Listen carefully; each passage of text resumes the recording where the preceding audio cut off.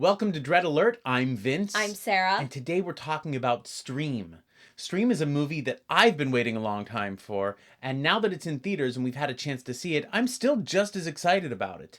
Now, this is a film with a limited run. It's an independent horror film, so if you missed it in theaters this week, you may have to wait for it to stream.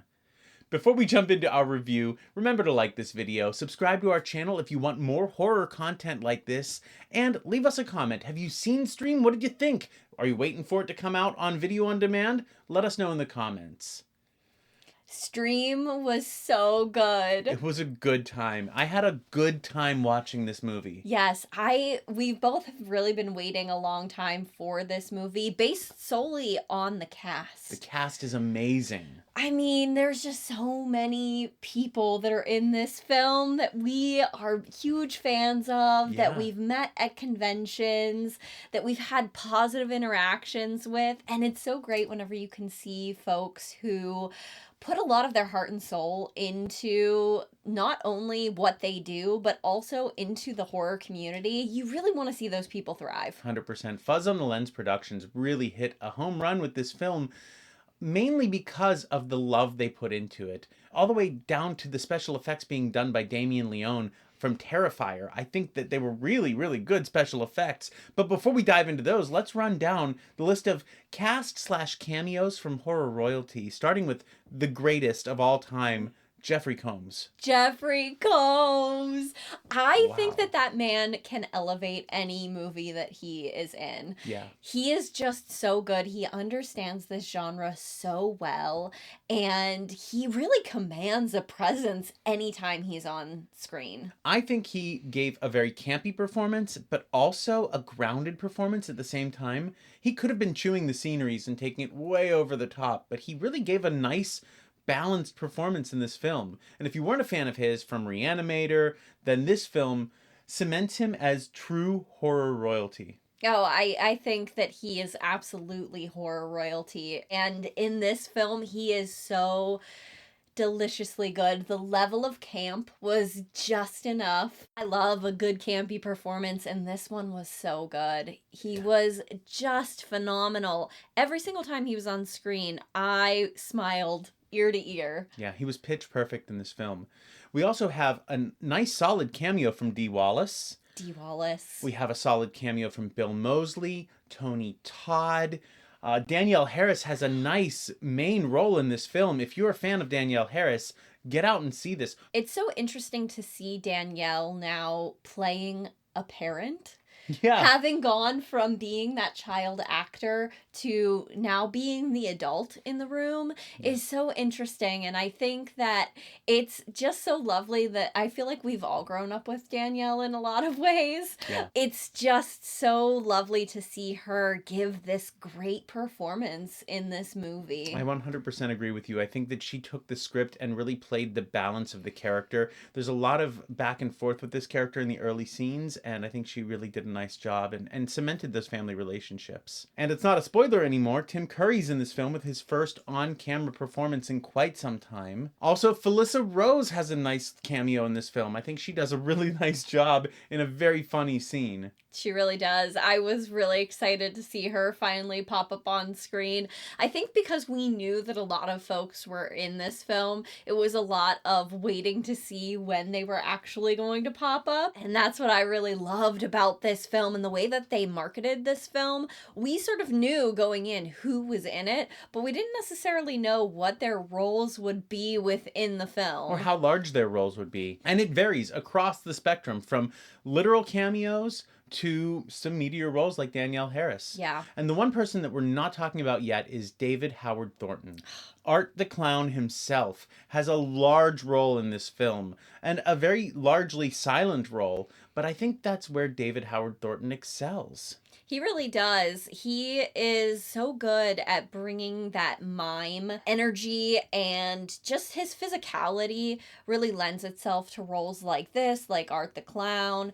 And he is also really campy in this movie, but also so sinister and he is terrifying. Literally, I always think it, and it's so funny because I don't feel like he comes off like that. If you see him in any interviews or if you happen to meet him at a convention, he doesn't come off that way at all. But the second that he puts on either the makeup or in this case a mask, man oh man, does he really just terrify you. Yeah, he really excels with mask work. He lets that performance resonate through his entire body. And in this film specifically, I think he does a really good job of having fun with the victims. It's a lot like the scenes in Terrifier where Art is playing with his food, so to speak. I think that the other folks who played the killers were very solid as well. Yeah. Very specific physicality from each of them. You could tell that they were completely different in not only how they killed,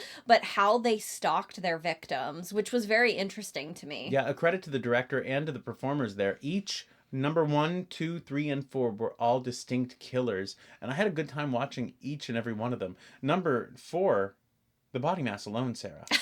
The body mass alone, he came on screen and I was like, wow, he is big. Yeah. And number 3 had a really delightful, playful performance. Number 1 was quite sinister, and David Howard Thornton as number 2 was out of this world. Yeah, it was so great. The second he came on screen, I was like, oh, that's David Howard Thornton. You can kind of tell right away within his physicality which one he is. So the other thing I really enjoyed about this film was the score. I think it really had a nice callback to some of those Romero films where Goblin was doing the score, or some of the Giallo films, the Argento films where Goblin was doing the score. It had a sort of electronic vibe. The theme to the movie that played over the opening credits was 100% late 70s, early 80s goodness. It really did. It felt like we were watching like a Maxine again, all over again. It was so weird that we're living in this time now where we're getting these delicious scores that are throwing back to the horror movies that we all fell in love with. Yeah, this is a lot of 80s popcorn fun. Don't get me wrong, it's a modern horror film with modern sensibilities, with modern special effects and gore, but it had a very throwback vibe where, maybe there were some imbalances in the script, but I had fun watching this movie. The music, I think, really helped that because there were key moments where we were getting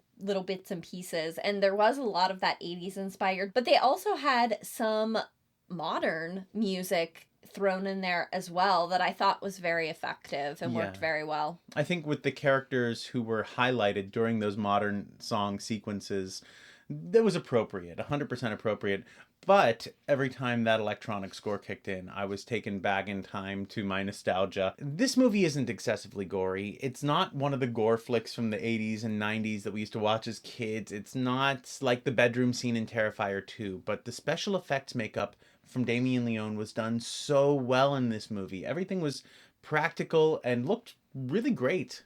Yeah, I really love the fact that Damien does practical effects for his films because it harkens back to folks like Tom Savini who were really putting in the time and energy into getting these effects looking really great on screen, and I think he succeeded really well here. I was amazed by the number of head casts they must have done for this film and 2 eye effects for this film. The work must have been insurmountable with the amount of practical effects done for this, and they all looked great. That blood looked really great. Yeah. I love whenever that blood looks nice and red, and it did here. And I think that he found a style for each of the 4 killers.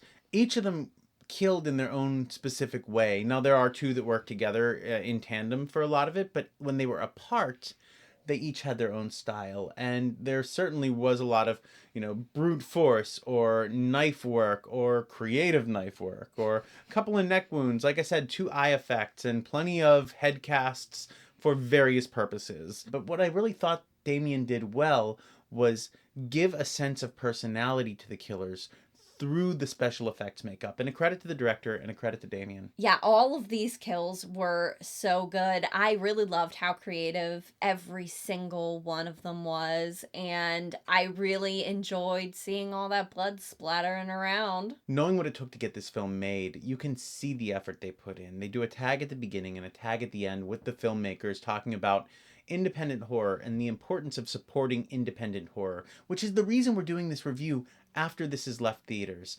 We need more independent horror. We need to support those folks making it, and we're trying to do our part to make sure that our community is strong for years to come. We're in a horror renaissance right now, and the fact that independent creators can get this film made is important. It's time to talk about what we loved.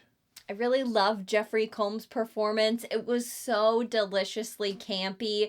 And then on the flip side of that, I really loved Danielle Harris's performance. It was so nuanced, different than Jeffrey Combs, but still very good. I really loved the special effects. I think they were masterfully done. Anytime you have a film that has practical effects, you're going to win me over. It definitely brings me back with the nostalgia, and I think that these are specifically well done because we have the team behind Terrifier, the king of special effects in the modern era, doing these effects as well. So what makes this film unique? What makes this film unique for me is that it is by horror fans and for horror fans. This felt like a love letter to us, but also a love letter to them.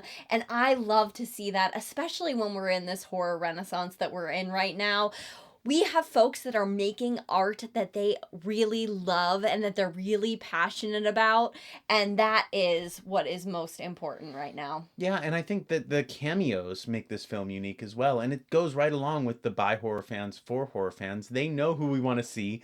And the dedication of the people who are in the film to these independent filmmakers and to the independent horror community really says a lot about the horror renaissance that we're in. It was really fun to find these folks throughout the film and sort of play a game with when are they going to pop up and who are they playing. But at the end of the day, the love from the cast, the love from the production team, and the love from us fans, it really is nice to see us all come together in an event like this. And now it's time for our final verdict. The final verdict. It's difficult for this one only because I do think there were some imbalances in some of the performances and some imbalances in some of the scripting. But at the end of the day, I had such a good time watching this film that I have to give it a solid 7.5 because of the score, because of the gore, because of the cameos, and because I left with a smile on my face at the end of the day. I was either laughing, enjoying the gore, or getting a good jump scare the entire runtime of this film. So yeah, I think I'm going with a solid 7.5. Yeah, it's going to be a 7.5 out of 10 for me as well, for a lot of the same reasons. But all in all, I came out of the theater with a smile on my face, and that is what is most important. So that's our review of Stream.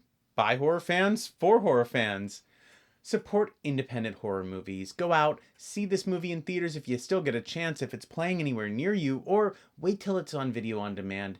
Definitely put the time in. Make sure that you're showing these independent filmmakers some love. It's worth your time and you're not going to be disappointed.